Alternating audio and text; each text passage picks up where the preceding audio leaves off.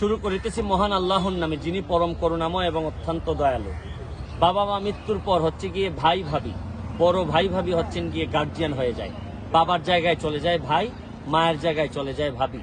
আর এই ভাই ভাবি যখন তার একমাত্র ছোট ভাই, 10 বছরের ছোট ভাইকে যখন ট্রেনে তুলে দেয় যে নিরুদ্দেশের উদ্দেশ্যে, যে চলে যাও যেখানে ইচ্ছা যেতে পারো, এটা কত বড় অমানবিক ঘটনা বাংলাদেশে। আর এই ঘটনাটি ঘটেছে, আপনারা জানেন যে গতকালকে ডিবিসি নিউজে দেখলাম যে নওগাঁর রানীনগর উপজেলার ভবানীপুর গ্রামের রফিকুল, এই রফিকুলকে ট্রেনে তুলে দেওয়া হয়েছে। তুলে দিয়েছেন তারই আপন ভাই ভাবি। চিন্তা করা যায় যে যেসব জায়গাগুলোতে মাথা রেখে কাঁদতে পারার কথা, এখন এরাই আমাদের কাদার কারণ হচ্ছে। বাংলাদেশের সমাজ ব্যবস্থায় ভাই ভাবি যদি এইরকম ভাবে আরেকটা ভাইকে তুলে দেয়, তাহলে আপনি চিন্তা করতেছেন যে সমাজের যে কেমিস্ট্রি আমাদের, এই কেমিস্ট্রিটা দিন দিন কত দুর্বল হয়ে পড়তেছে। আর এই ছেলেটাকেই পাওয়া গেছে, আপনারা জানেন হচ্ছে গিয়ে রাজবাড়িতে। এখন এই রাজবাড়ি থেকে হয়তো তাকে আবার নওগাঁয় পাঠানো হবে। আমি এই ভিডিওর মধ্য দিয়ে বলতে চাই যে এই ছেলেটার দায়িত্ব আমি ব্যারিস্টার সুমন নিতে চাই।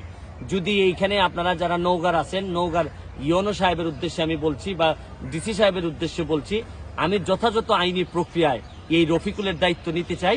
কারণ আমি জানি না যে এইরকম ভাবে কত মানুষের দায়িত্ব নিতে হবে, কিন্তু আমার সামর্থ্য যতদিন পর্যন্ত আছে আমি এরকম দায়িত্ব নিতে চাই। আমি আজকে বলতে চাই, এইখানে আপনারা যারা নওগাঁর মানুষ আছেন, রানীনগর উপজেলার যারা আছেন, কর্তৃপক্ষ যারা আছেন, তারা যদি এই ছেলেটার কোনো ব্যবস্থা করতে না পারেন, তাহলে আমাকে একটু কল করবেন। আমি এই ছেলের দায়িত্ব নিতে চাই।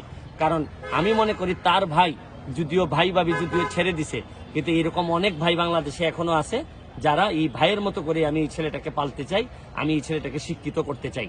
আমি মনে করি এই ছেলেটাও একদিন এই বাংলাদেশের জন্য অনেক বড় গর্বের কারণ হয়ে দাঁড়াইতে পারে।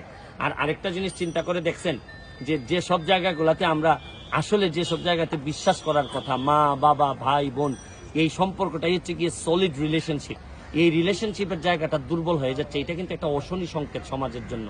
আপনি আপন ভাই, এই 1 বছর আগে মাত্র মারা গেছে তার বাবা মা, রফিকুলের বাবা মা।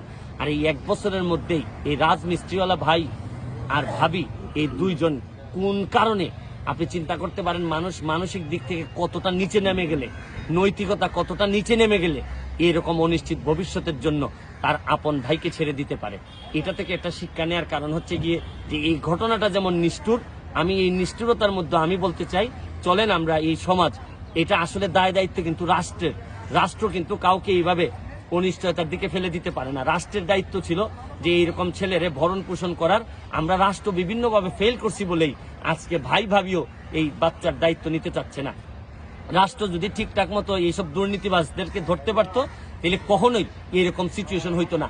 হাজার হাজার কোটি টাকা যখন দুর্নীতি হয়, এই হাজার হাজার কোটি টাকা দিয়ে কত রফিকুল রে যে লালন পালন করা যেত, এটার কোনো শেষ নাই। আমি তাই বলবো যে আমি আবারও রানীনগরের যারা আছেন তাদেরকে বলবো যে এই ছেলেটার দায়িত্ব আমাকে দেন, আমি দায়িত্ব নিতে প্রস্তুত। আর এইভাবে আমার সাথে যারা ফলো করেন, তারা একটা ছেলের দায়িত্ব যদি বা একটা মেয়ের দায়িত্ব যদি নেন, আমার বিশ্বাস বাংলাদেশে কোনো রফিকুল আর পরবর্তীতে জন্ম নিবে না। ভালো থাকবেন, সুস্থ থাকবেন।